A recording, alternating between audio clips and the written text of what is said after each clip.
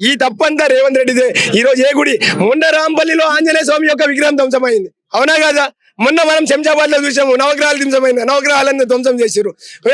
ముత్యాలమ్మ గుడిపై దాడి జరిగింది, బాలనగర్ లో అమ్మవారి గుడిపై దాడి జరిగింది.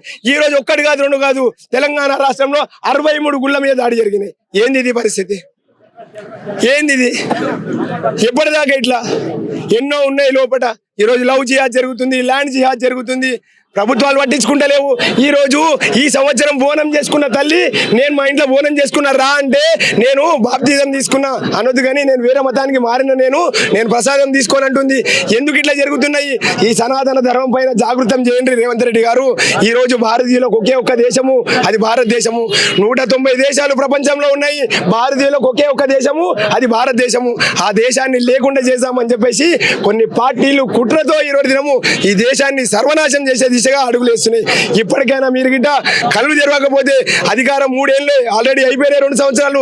ఈ 3 ఏళ్ళన్నా ఈ సనాతన ధర్మాన్ని, నువ్వు పుట్టిన ధర్మానికి ఏదైనా మంచి చేయ రేవంత్ రెడ్డి.